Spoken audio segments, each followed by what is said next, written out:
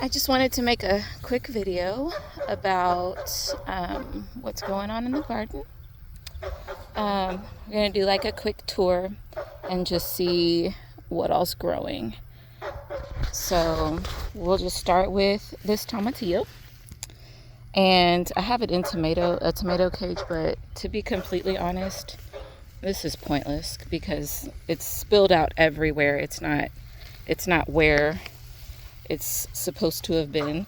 You can see all the little tomatillos down there. I don't know if you can or not, but there's lots and lots of them. And we've already harvested quite a few. This one is a passion fruit or maypop. And then right here I have some, what is it called? It's horseradish. So, we eat the greens to those, but then of course you can make a sauce or a condiment with the root. Then I have, these are Brussels sprouts, but they're not exactly making, and the heat of the summer here in Texas is about to show up in full force, and so I really don't think that they will make. This is a pepper plant that we keep trampling. I'm not sure who's trampling in it. It might be a rabbit that's coming through here, but there has definitely been some trampling. I just harvested all of the tomatoes from in here. This is just a big mass of tomato plants. I planted them about a foot apart, and then without any support, I'm just kind of letting them trail the ground.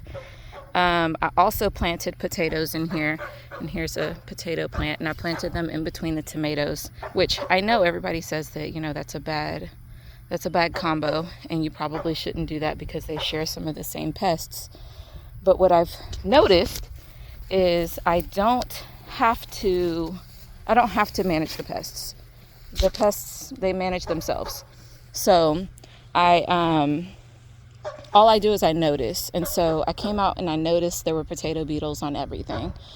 And then I came out and I noticed a few days later that they were all completely gone in a single day because the birds took care of them. This one is to Joe Pyeweed. And I'm not sure if anyone is comfortable enough to eat them. Anything that's, poisonous at all or has anything other than just being able to pop it in your mouth. You have to prepare it. People tend to kind of shy away from. But the young leaves are edible, and you just boil them in water and then pour the water off and then cook them like you normally would. And then the berries, kind of like you would with an elderberry that,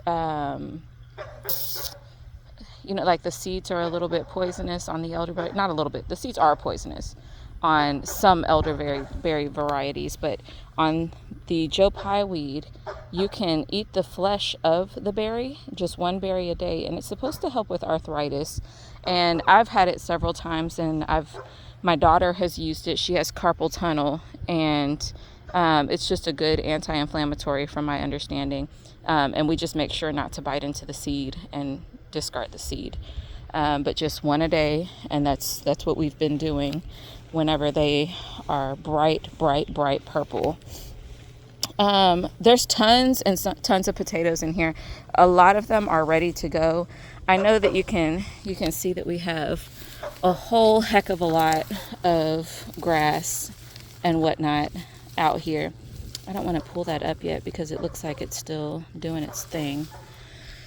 But I don't, what I figured out is everywhere where I kill the grass off and I kill off all of the wildflowers which plant themselves, I end up with pest pressure, like extreme pest pressure.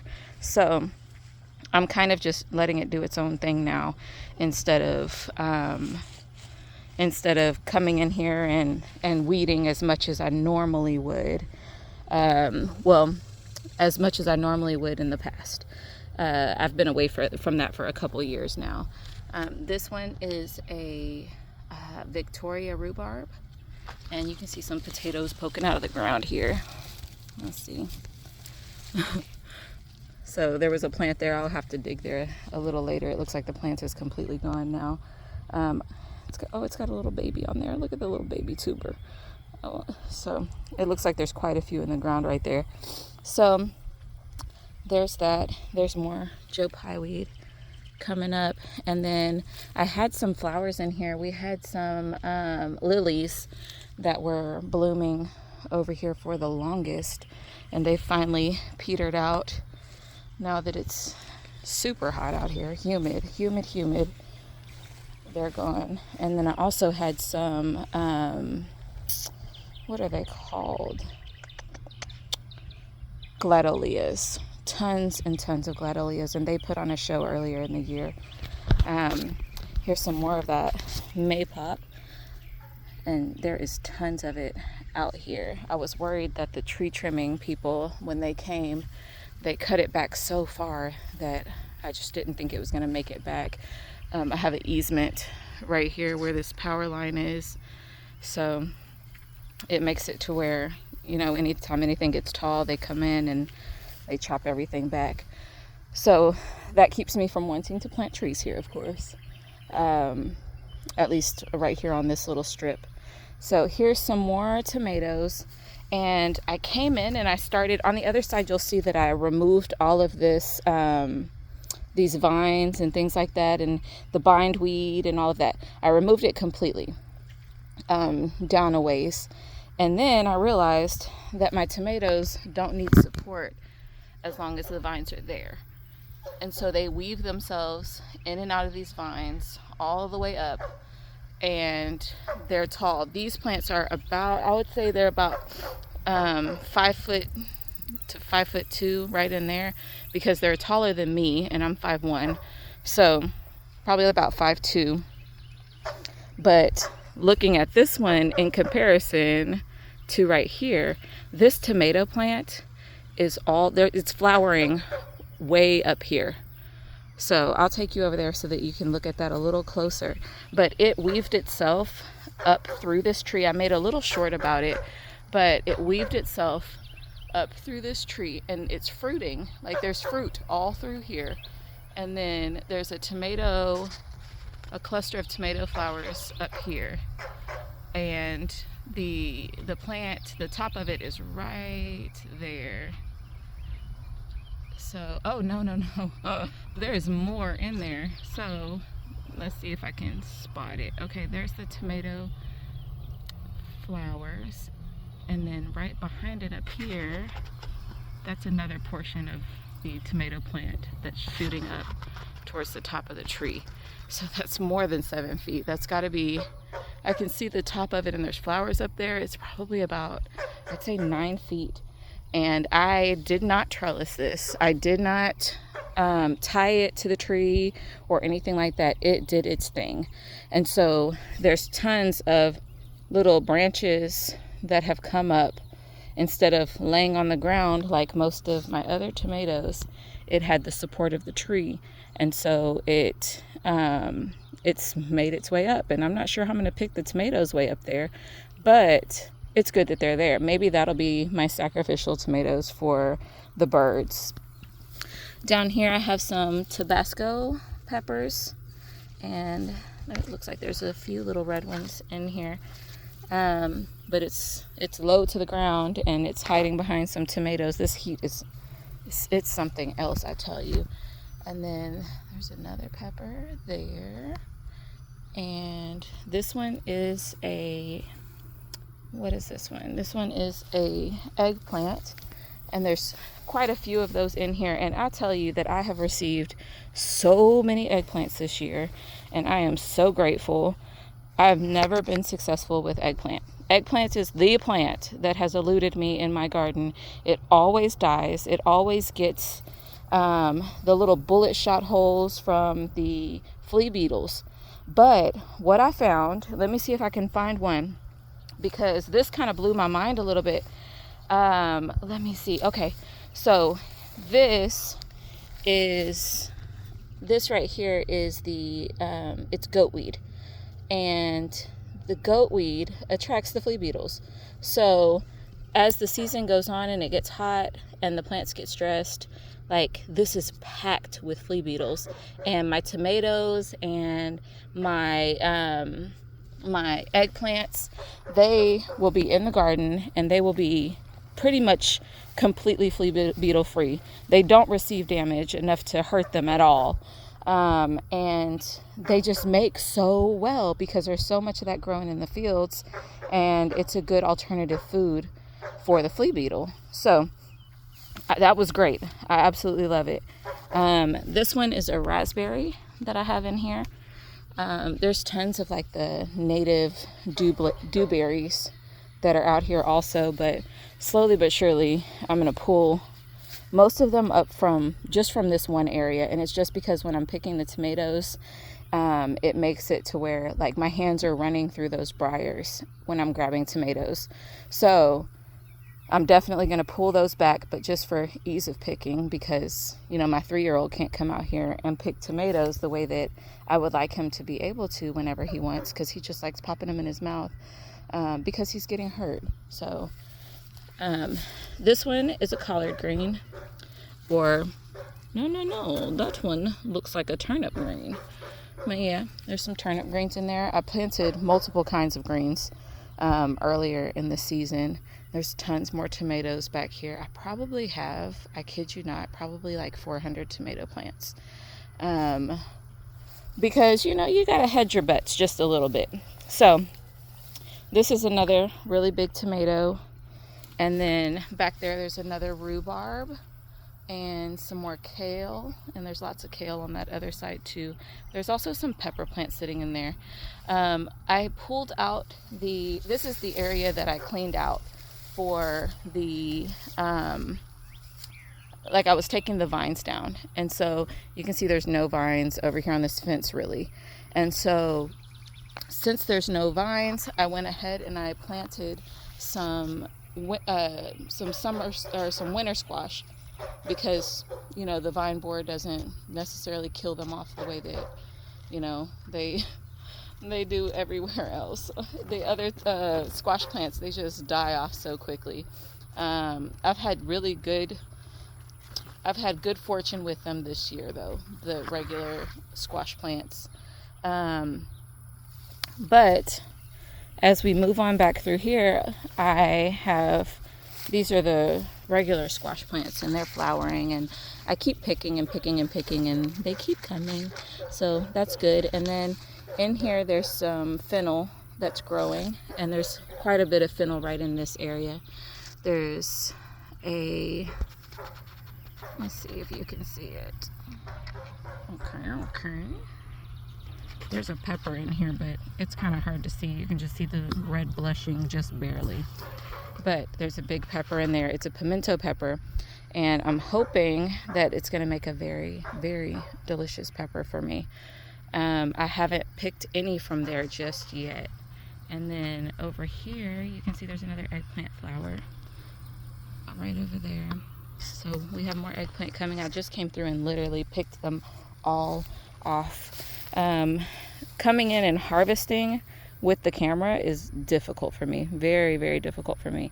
And so I have to have somebody else with me for that, because there's just so much. So typically I still haven't picked all of I stopped right here whenever I was harvesting. So there's little tomatoes all through here that need to be picked still. And the orange ones are my absolute favorite. I want to say they're sun golds. But yeah, there's lots of tomatoes back here, and lots of little baby squash. So, and there's tons of green tomatoes. Like, we have plenty of time for tomatoes. Like, they just keep coming and keep coming. And so hopefully, because they're so densely planted, they'll shade each other during the heat of the summer, so that we can kind of baby them through the 100-degree weather, and they can come out on top in the fall and be ready to bear, which is typically what we do. And so typically we're able to do that. But of course, this is only the second garden that I've had here. The last one was a kind of a fall garden, but not a full-blown fall garden. because I was still trying to get some ground cover down, and I had the rabbits over here. And that's how I prepared the soil, is that I set the rabbit cages on this side, and then I used some straw and threw it down after that and planted directly into it. So here's the cucumbers, and I've picked so many cucumbers over the past few days. There's some little tiny ones in there, but I'm not sure if there's any big ones. But there's tons of tomatoes. I don't know how much you can see, but there's tons and tons of tomatoes in here. There's a grapevine right in here. You can see the big leaves of the grapevine. And then there's cucumbers growing up the barbed wire fence. And then I have some squash in here, but I haven't, like, there's squash in here and there's squash that can be picked, but these plants are not very big. And I prepared this soil much better than I prepared the other areas. And this isn't producing as much as I would want it to. So what that tells me is that I don't need to prepare the soil as much as I typically would. Like, that's the only area that I tilled. And I only tilled it because I was trying to get rid of the grass, and I was trying to find the best way. And so it didn't do very well, of course, because we disturbed the soil. There's lots of tomatoes in here. Lots and lots and lots of tomatoes. I just realized I still need to come back out and pick. And it's a beautiful thing, and I'm so grateful that I have vegetables to pick and my family can eat freely. And here's some, I want to say that they're not huckleberries. They're garden berries. They're just barely sweet, but they're really tasty. And if you put them with some sugar, and you kind of crush them into a bowl, then you can have kind of like a chutney, or almost a jelly to smear on bread, or a drizzle for your pancakes. Here's a big cucumber, a good sized cucumber. But we get some huge ones out here, I'm telling you. But my son usually comes out, and there's a big one there. He usually comes out and he picks them and he eats them in the garden, and he's 3, and I just think it's beautiful. So he comes out and he picks his cucumbers and has his breakfast. Still tons and tons and tons of tomatoes. You're going to hear me say that over and over again because the tomatoes just keep coming.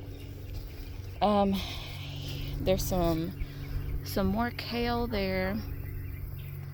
There's cucumbers along the fence, and then right in here there's some cabbage and lots more tomatoes. And there's a pepper back there. It's one of the mini bell peppers. Guys, what I will say about these mini bell peppers is, yes, they are beautiful. They are. But grow them if you want to impress people, okay? If you want to have them on a charcuterie board, or however you say that, or if you want to have them, in a bowl with your vegetable tray, that's cool.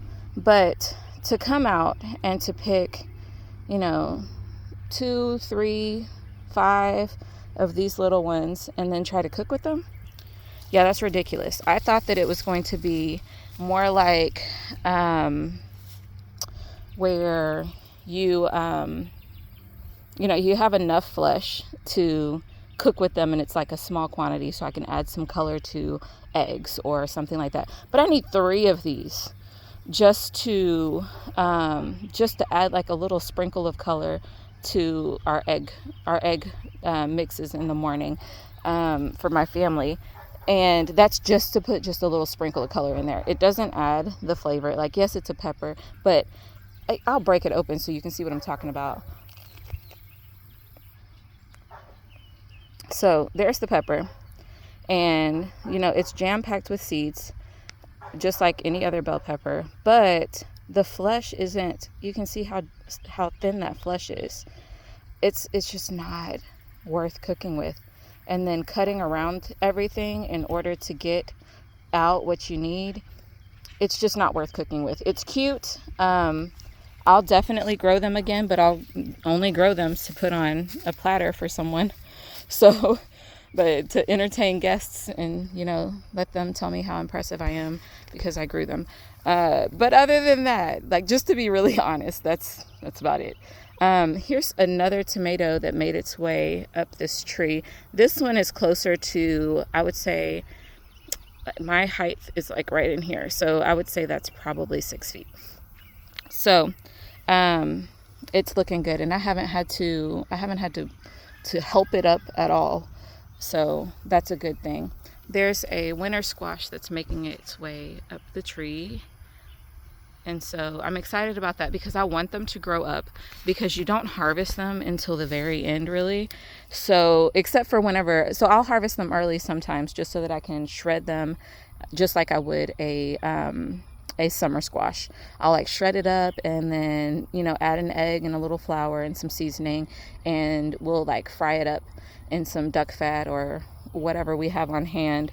And I make little fritters for the kids, and the kids go crazy for them. I can get them to eat any vegetable if I fry it up in some squash as a fritter. They'll eat it. And so sometimes I'll go to the Indian market and I'll pick up their like mint chutney and the tamarind chutneys, and I tell you, it's the best dipping sauce for the little fritters. It's amazing. I absolutely love it. But then also I will just boil down some tomatoes and throw an onion in there and call that a sauce, a dipping sauce. We usually squeeze the seeds out first though, just because I want to throw them down so that they'll come up freely next year and I won't have to plant them. But yeah, we just cook them down, and they'll dip the little fritters in that sauce, and it's amazing.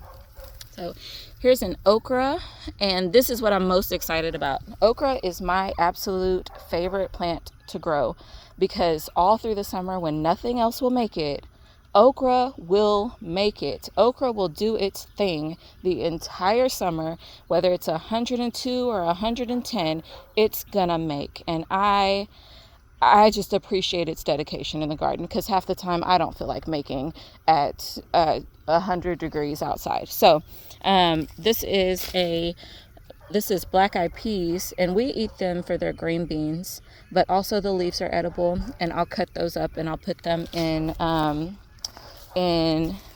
stuffed pasta with them with some cheese, or I'll also just add them to like scrambled eggs or sandwiches.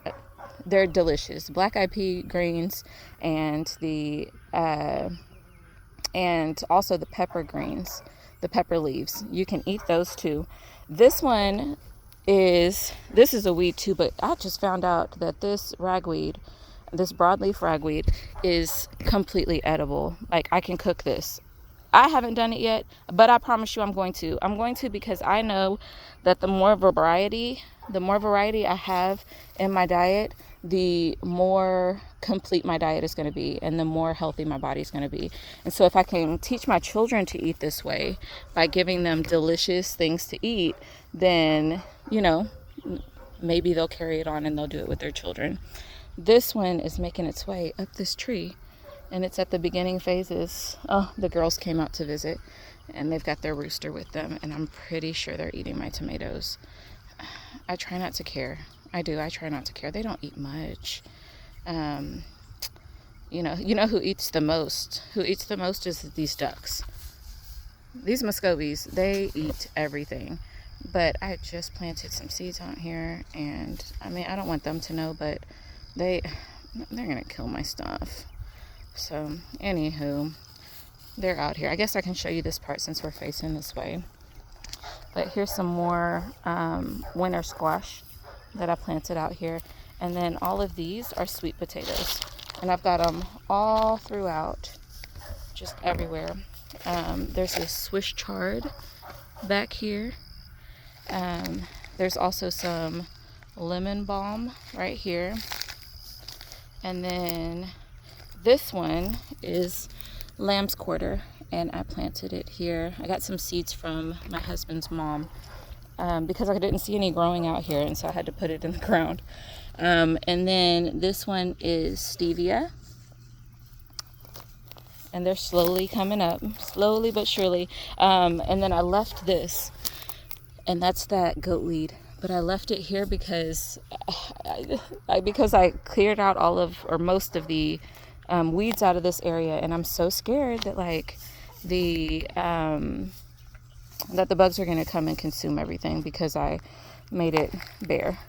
I did it with cardboard, but at the same time, like, there's not much as an alternative for them to eat, so they're going to eat my plants. This is that wild lettuce that you can use as a painkiller. So we're going to boil that down, and I'm going to make just a good little painkiller. I'm going to have to get her because she is killing my tomatoes. Can you stop, please? Please. Look at that. That much damage in just a couple minutes. Like, they weren't over here for very long. But it's one tomato, so I'm not going to be mad. But I sure wish they would go back towards the back. They have 3 acres to roam, and they want to be right here. Ridiculous, I'm telling you. So this is one that they came out and got yesterday. So I like that they can't see everything else that's in here, so they don't come in and decimate everything. It's just the things that are kind of out in the open. Here's some more of those black-eyed peas. There's plenty of them. Here's a lot of those dewberries and more tomatoes. Tons and tons and tons of tomatoes.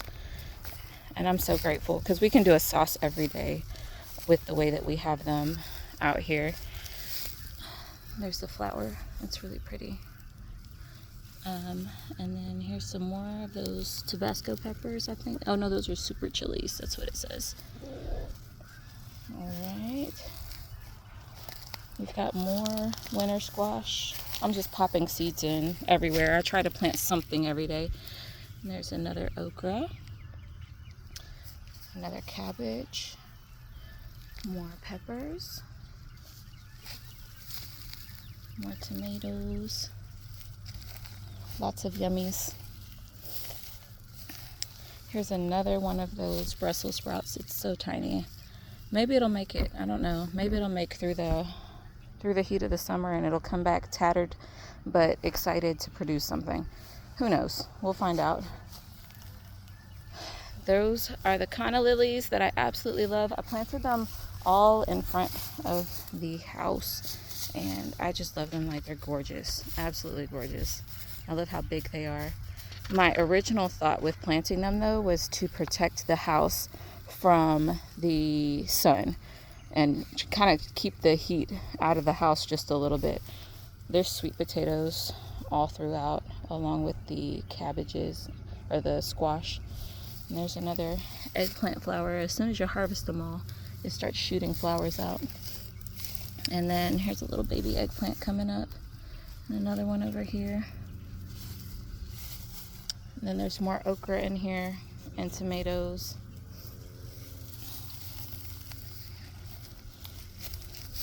And then there's another cabbage and some green onions. And then I just noticed this just now, that this grape is not doing so well. So I'm gonna have to check it out and see what's going on. If it's maybe, there's so many caterpillars out this way, and so you have to deal with the caterpillars for just a short time frame, and then all the wasps come and pick them up. So they're just, you get the damage, and then after a little bit it gets taken care of and you don't have to worry about it. And there's a flowering dill. Well, it's flowering now, but it's a dill. And then there's some more tomatoes hiding back there.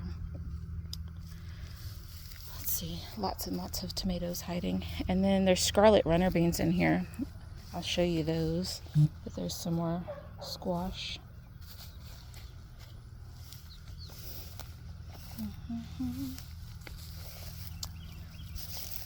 There's some more tomatoes back there, more peppers.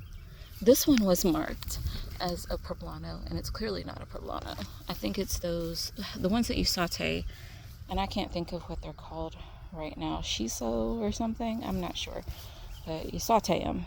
And there's a jalapeno down that way that I completely missed. But There it is in there. It's hiding. I don't know if you can see it. Boom. Got some jalapenos coming up, and I've harvested quite a few already. There's another tomato making its way up the tree. So, and here's some scarlet runners coming up. There's lots of them planted down in here, but this one has made it up the highest on this side. Further down, it's much higher, but yep. Here's another pepper plant. It's got quite a few on here. Not sure what kind that is. It looks like the tag's missing. The kids come out and, you try not to get mad at them. There's another raspberry plant over here. Oh, look, there's another. That Gladolia is still out. And it's just poking through the tomatoes and the peppers. Gorgeous, gorgeous, gorgeous. I just love them. I love having the flowers mixed in because there's so much joy that comes from the garden. And so when you lean into it, you can end up with just a space that you want to be in all the time, even in the heat. So, okay, well, this is some more, it's some more kale. And I'm not sure what this is, but there's a flower coming up here. I tell you, I just kind of plant things, and I don't remember what I planted, but I know I planted plenty of flowers. So we'll see what comes up. And then here's a grape right in here. It's doing well. It looks like there's some aphids popping up. I'm sure they won't last very long, but it's just on the growing tips. And then this tomato is super tall, super tall. So it's way up there. And then there's some scarlet runner that's up there with it, just running along the tree. That's probably about 9 feet as far as the scarlet runner's going. It's probably about 9 feet, and the tomato's not too far behind it. So there's a lot. There's a lot of growth. There's lots of scarlet runner in here. My children also, they come in and they pick the sorrel out of here. They call it pickle plant. And they'll pick it and they'll eat it. It grows as a weed here, but it's absolutely delicious and they love it. And so sometimes I'll put it in whenever I'm slicing pickles and things for them, just because it has that tart, lemony flavor that they like. There's a flowering potato doing its thing, and some more of the winter squash, and more winter squash. And then these berries they're coming along. They're coming along. That Joe Pye weed. I also planted lots of the squash in here. So, and then there's a pomegranate growing right here. Slowly but surely it's making its way. And there's lots of flowers and things out here. So there's another part of the garden that I want to show you, but it's not right over here. But there's more plants through here. There's more tomatoes and things, but this side didn't do as well. So there's maybe like 6 or 7 plants that made it, and then there's some blueberries that are not doing amazing. But here's a beautiful eggplant, and I literally just popped this in the ground. I didn't even add anything to the bottom. I just put it in there. And then here's a mulberry, and more gladolias down there, and canna lilies. This grass is super tall. And there's lots of flowers in here. It's absolutely gorgeous. I love it out here. But I chose not to cut it. Are those tomatoes in the middle of here? They sure are. There's little tomatoes growing. I'm telling you. I just literally popped so much in there. There's some more I just pop stuff in anywhere that I can. But I'm going to use the seeds from these tomato plants because they went through the most stress. Here is I think that's a fig. Yeah, there's a fig. And there's another one on the other side of the field. We're going to come through here and I'm going to show you my Billy. This is Billy. There's 2 Billies here. Well, there's 2 big Billies. We got little Billies too. And then the chickens. So this is the burn area, okay? And so it's a mess, but we put up all the boxes and things out here, and then we burn whenever the pit dries out. But right now it's soaked because of all the rain. So the ducks and chickens are coming out to greet me because I'm coming past their area. So, oh, there's a guinea. The neighbor has guineas, and I'm so glad that she's the one that has them. Like I had 4 guineas, and then I think one of my dogs may have gotten hers, or we ran over it with a car, but it was just one. And so I gave her my guineas because they were about the same age, and then I realized that I really dodged a bullet because they don't fit me. They are too loud, and every time I walk outside I don't want to be yelled at. So there's that. But they don't bother me too much because they just come and visit now. This is my basil. If anybody gets my any of my basil tea, that's what it comes from. I ordered some seed from Canada, and it ended up being so amazing for tea. And it was just a basil that I just randomly picked, and I don't even remember the name of it.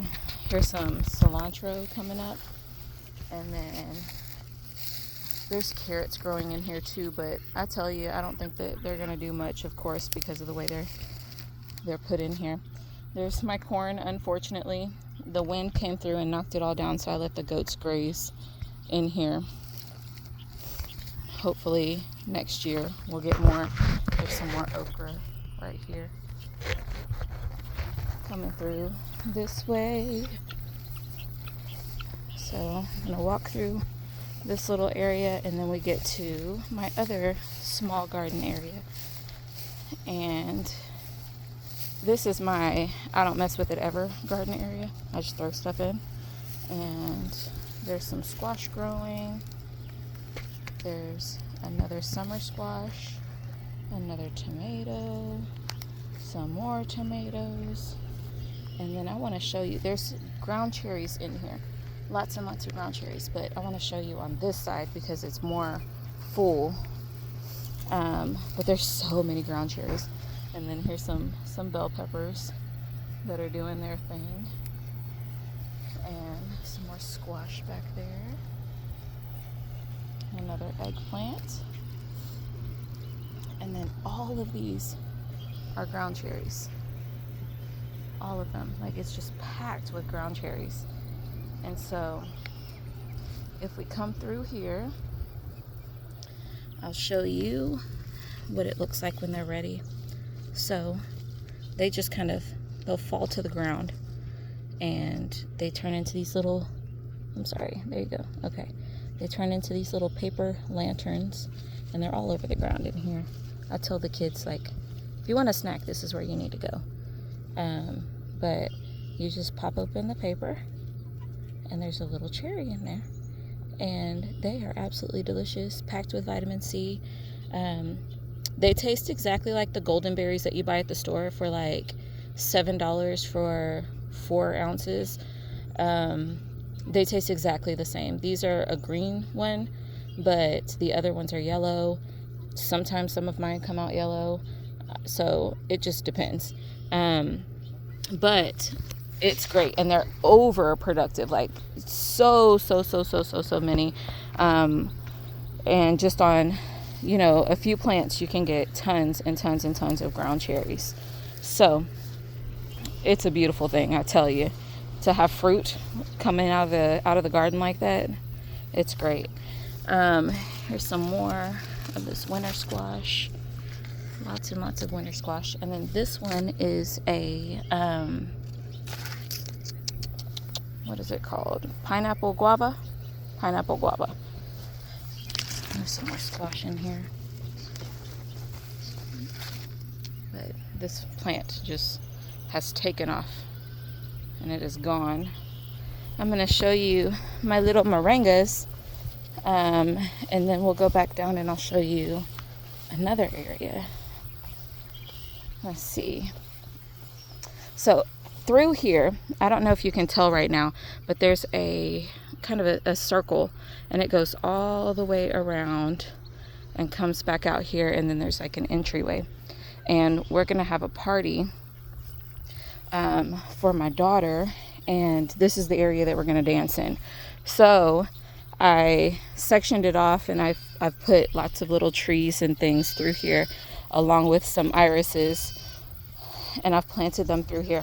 But check this out. So here is the moringa, and I put it in from seed, just dropped it in, and they just popped back up. It literally took over a month, but they came up as soon as, the soil got hot enough, I guess.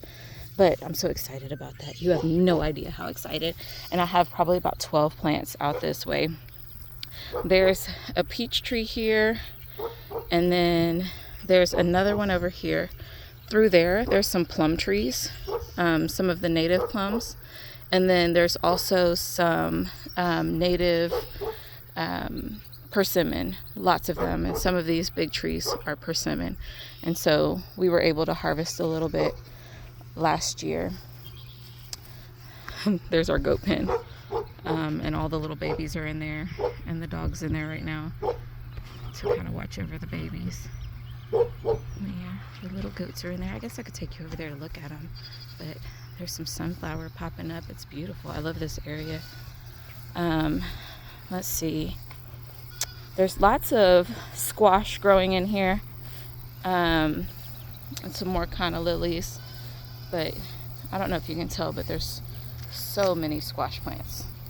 So many. And then there's some Jerusalem artichoke. That's what's growing tall right there by the window.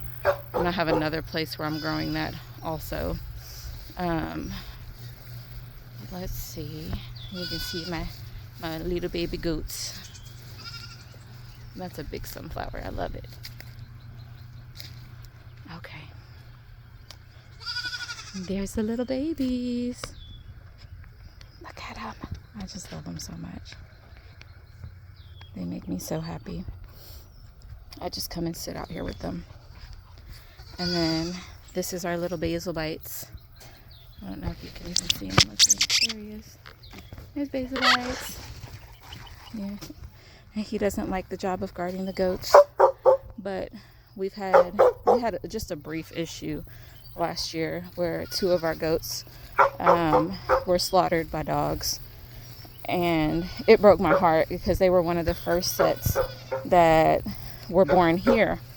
And so I was just so excited that they were here. Like, I couldn't wait to see how big they got. And right about now they would be producing milk for me. But they didn't make it. And you can't blame dogs. Dogs are dogs. Dogs are going to do what they want to do. And the person that the dogs belonged to, they did all the right things in trying to keep the dogs put up and all of that. And, it was one of those days where they found out that they could get out, and they did. So they haven't since. So I'm just grateful that they were able to keep them in. There's some Cinderella squash, I think, the Cinderella pumpkins, but I'm not quite sure. But they're out here and they are huge. And then this is my favorite squash. And it's the kombucha squash. Let's see if you can see them. I can't see what you see. Let's see. Well, you can't really tell from this side. At least I don't think you can. Well, anywho. This area is full of kombucha squash, and of course some more tomatoes. This area was our dog run, and I had just some straw laid down in here, and then once they were finished with it, I just decided to throw some seeds in and see what would happen. And this is what happened. So there's lots of Jerusalem artichoke in there too, so there's lots of good stuff. Here's our quail, and with the quail we move them around like all the time, so that's why they're on grass right now. But yep, there's the quail, and they're gonna fly around because they're scared that I'm gonna eat them, even though I'm not thinking much about them right now. Oh, they didn't. All right, well, so here's some collard greens. There's collard greens in here, and then there's cabbage, big cabbage plants. And then there's also some black-eyed peas in here, and then there's bamboo that I picked up from someone off of Facebook Marketplace or something, and they had tons of it, and it took over their yard. But I want to be able to use it for trellises, so I popped it in the ground right here in the middle where I can mow around it if I need to, and it's coming up. So I'm excited about that. Here's watermelon, and you can see little baby melons in here. Watermelon is my absolute favorite fruit, so I'm excited to get them. I found out something that devastated me earlier in the season, and that was that watermelon is adulterated. When it's been in the grocery store, like they inject the vine close to the melon in order to get that bright red color. And that broke my heart, because I was like, I don't know what you're putting in my food, but now I can't buy my favorite fruit freely. So I haven't bought one this year. Normally I would have already had maybe 30 of them, because we eat one every day through the late spring and early summer, late spring and fall, as long as they're available. So my heart is broken. There's another watermelon. We're just gonna wait for them. Lots and lots of them, and I really hope that they do really well, so that we can at least eat a couple watermelon this year. Next year I'll scale it up drastically. I just really wish we were already eating watermelon. So I don't know if you can hear the despair in my voice, but it's real. It's real. Here's a little bit of okra coming up. And then there's lots more vines. We have a long season, so I'm hoping that I don't need to thin these watermelons, so that I get plenty of them. So we'll see what happens, and then I'll know for next year, right? There's some more black-eyed peas. And then right up in here we have Malabar spinach. So I absolutely love the berries. I like to color rice with them, and I put them in smoothies and things like that for the antioxidant properties. But then also the greens are good. The greens are good in salads and things. And because I love okra, obviously I don't care about the sliminess that comes with them. But yeah, that's the majority of my garden. That's pretty much it.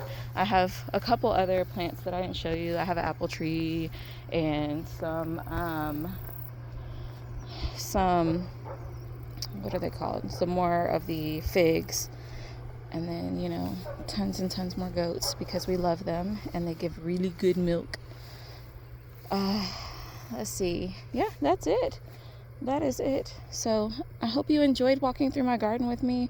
I really like having friends that like the garden. I finally found one up the street, and there's one of the ladies is becoming a master gardener, and so now I have people to kind of chat with and, you know, share garden produce, and they'll actually eat it. So all right, well, thanks guys. Like it if you like it. You know, maybe you'll find something else you like later if you don't, but I'm gonna just keep gardening. And if you want to see what I'm doing, please do.